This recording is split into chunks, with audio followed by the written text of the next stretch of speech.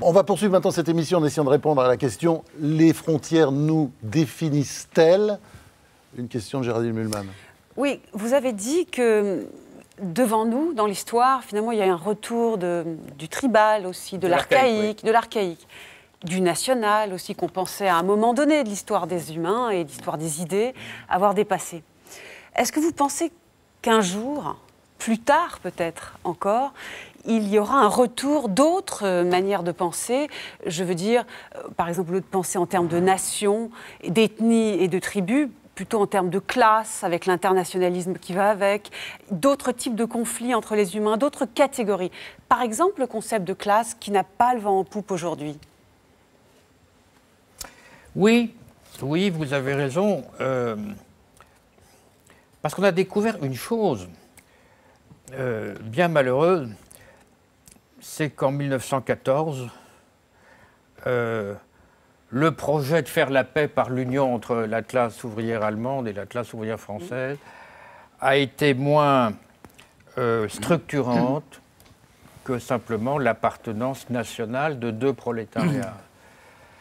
Si Jaurès avait su ça, il n'aurait peut-être pas changé d'idée, mais ça l'aurait conforté dans l'idée tout de même que la nation révolutionnaire, c'est important. Enfin bref. Alors, on ne peut pas en rester au tribal, bien sûr. On va vers le tribal, c'est évident. Mais on va en sortir, bien sûr, à cause de la pensée complexe de Morin, d'abord. Parce que les gens vont lire Edgar Morin, ils vont se rendre compte que la tribu n'est qu'un moment et qu'il faut l'articuler à un ensemble. Mais tout de même, on est bien forcé de considérer que l'ONU, l'Organisation des Nations Unies, ça ne marche pas. Peut-être parce que c'est les Nations Unies. Oui, parce que l'ONU, on l'oublie toujours, c'est fondé sur le souverainisme. Bien sûr. Dans la charte des Nations Unies, il y a... C'est peut-être ce que je vous opposerai, justement. Oui, il se trouve que c'est très bizarre. Les gens pensent que l'ONU est mondialiste, pas du tout. Elle est là, l'ONU, au contraire, pour faire respecter les souverainetés nationales. Alors, on a temporisé avec le droit d'ingérence, mal nommé, parce que ce n'est pas un droit, c'est tout au plus un devoir, et ça a été remplacé par assistance à peuple en danger. Bref. Mais si vous voulez me dire que la tribu, c'est l'alpha et l'oméga, non. Je pense qu'il y a un danger de tribalisation aujourd'hui, et qu'on a besoin d'en sortir en voyant au-delà. Mazarine Pinjot. Alors, on a, face au déclin des nations, en tout cas à la crise des nations, un nouveau modèle qui est une nouvelle forme d'internationalisme et qui est celui de Daesh, et qui finalement revendique une identité aujourd'hui qui semble en tout cas séduisante pour beaucoup de jeunes qui appartiennent à nos nations et qui de ce fait rejoignent cet internationalisme. Comment lutter face à quelque chose qui nie la frontière au nom d'autre chose, au nom d'un autre principe, le principe religieux en l'occurrence, en tout cas une nouvelle forme d'idéologie, mais qui nie la frontière, ou en tout cas qui voudrait recréer effectivement une forme de totalitarisme, de grand empire ottoman, avec nos propres nations, avec notre propre modèle souverainiste. Comment lutter sans pour autant justement revenir au principe identitaire du renfermement à l'intérieur de la frontière? Est-ce qu'on n'a pas un problème d'une troisième voie qui serait... est-ce qu'il ne faudrait pas chercher un autre modèle qui puisse être attirant des deux côtés? Question difficile. Je dirais, il faudrait pouvoir opposer une mystique à une autre. Mais ce n'est pas facile. Parce qu'une mystique, ça ne se fabrique pas comme ça. Il y a la mystique laïque, déjà. Oui, il faudrait pouvoir, en quelque sorte... Il y a une mystique laïque. Il faudrait, en quelque sorte, offrir un autre point de dévouement, un autre désir d'intégrité, une autre sacralité. Moi, je pense la République, est-ce qu'elle n'est pas là pour ça? on ne lutte contre un sacré que par un autre sacré, parce qu'on ne détruit que... On ne remplace que ce qu'on... On ne détruit que ce qu'on remplace. Bon. Et le problème aujourd'hui, c'est que la République, pour parler comme Péguy, n'est plus qu'une politique et était une mystique. Elle n'est plus une mystique. Autrement dit, on n'a plus un sentiment d'obligation envers quelque chose qui nous dépasse, envers une lignée, envers, je dirais, un mythe d'identification ou un mythe mobilisateur. Donc les jeunes foutent le camp. Ils foutent le camp parce qu'on... Alors pour beaucoup de choses. D'abord parce qu'il n'y a plus de parti communiste. honte aux anticommunistes, parce qu'il n'y a plus de partis catholiques, si j'ose dire, enfin parce qu'il n'y a plus de mouvement catholique. Honte à ceux qui ont détruit le catholicisme. Tu vois, distribue les hontes un peu partout. Autrement dit, si vous allez dans le 9-3, qu'est-ce que vous voyez? Vous voyez les centres Gérard Philippe, les centres Allende, animés par le mouvement ouvrier communiste, vides. Vous voyez une église, une chapelle, barricadée, vide. Ben, écoutez, c'était ces deux encadrements à la fois, je dirais, sociaux et mentaux qui se sont effondrés. Je suis d'accord avec vous. Les gars se retrouvent à faire du business. Ils n'ont plus au-dessus ni le curé, ni l'animateur, ni le chef scout. Bah oui, voilà. Je suis d'accord avec vous, mais c'est épouvantable. intéressant que les deux exemples que vous preniez, le communisme et le catholicisme, sont eux aussi deux internationalismes. C'est-à-dire que la frontière ne peut pas lutter. Ah ben, tout alors, de je ne sais pas, à travers un patriotisme, j'en sais rien, après tout, le patriotisme était loué par Rousseau, enfin, on ne peut pas taxer de fasciste. Le patriotisme était lié par Rousseau, qui ajoutait tout de suite, il faut une religion civile. Absolument. Et c'est la religion civile que nous n'avons plus. Et les gens qui l'ont, il y a encore des religions civiles, il y en a aux États-Unis. Mais quand vous dites qu'il n'y a pas de frontières sans sacré et il n'y a pas de société sans sacré, est-ce que le problème, ce n'est pas justement de lutter contre le sacré qui est en train de détruire le monde aujourd'hui? Non, moi je crois qu'il n'y a pas de sacré pour toujours, mais il y a toujours du sacré. Alors comment vous définissez le sacré? Le sacré, bah, c'est ce qui légitime le sacrifice et interdit le sacrilège, mais le sacré, c'est effectivement quelque chose qui est séparé. Hein. Templum, hein. Le templum, le temple, c'est temno, ça vient de couper, découper, séparer. Et donc, contrairement à Edgar, je crois que nous avons besoin de lieux ou d'idées ou de notions qui sont en quelque sorte circonscrites par la loi comme étant intouchables. Et je ne vois aucune nation, je ne vois aucun ensemble structuré dans l'histoire qui ne se soit donné un point de sacralité.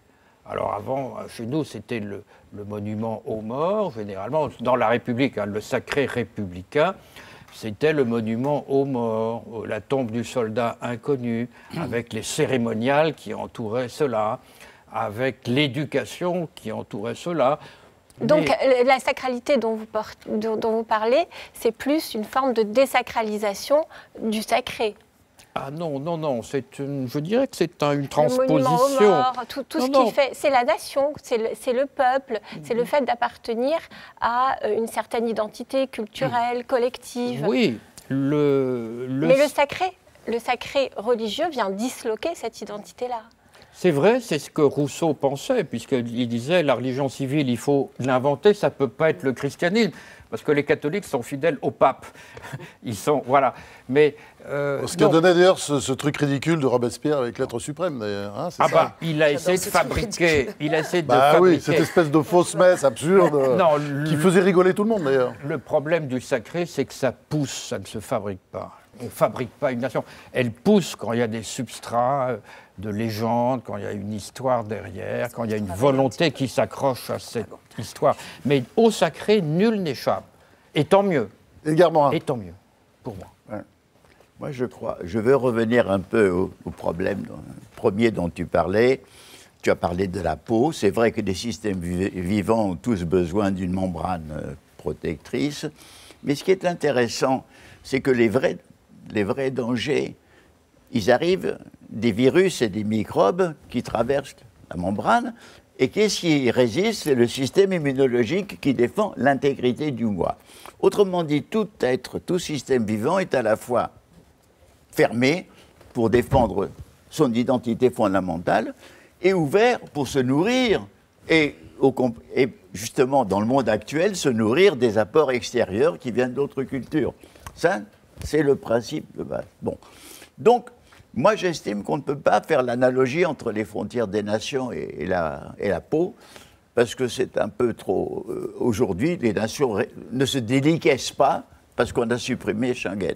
Mais le problème reste. Et je crois qu'aujourd'hui, il faut déplacer la notion de frontière.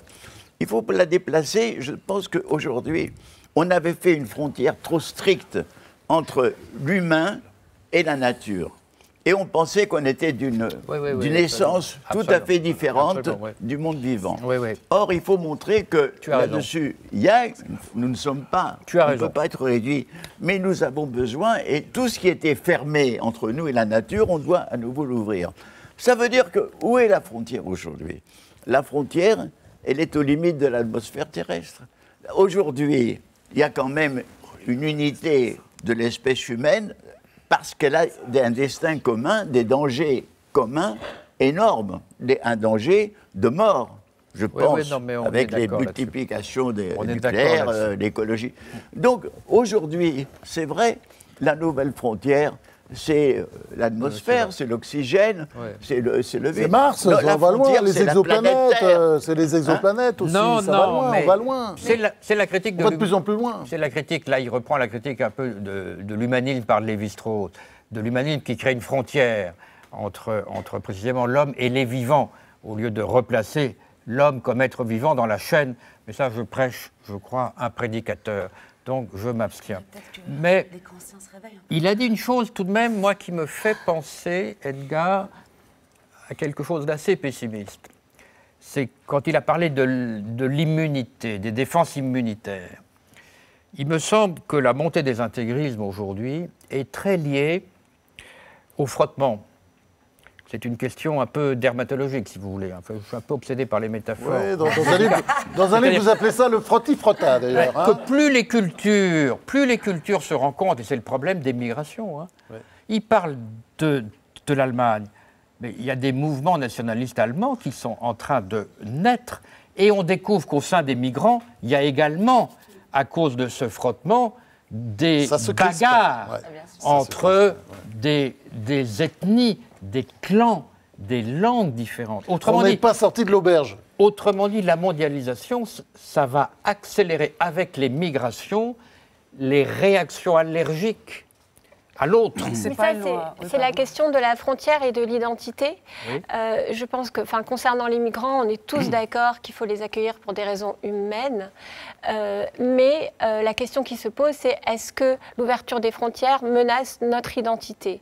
Et là, je pense que vous avez deux points de vue diamétralement opposés, puisque vous pensez que notre identité se définit par la frontière et par l'appartenance à une nation avec toute sa culture.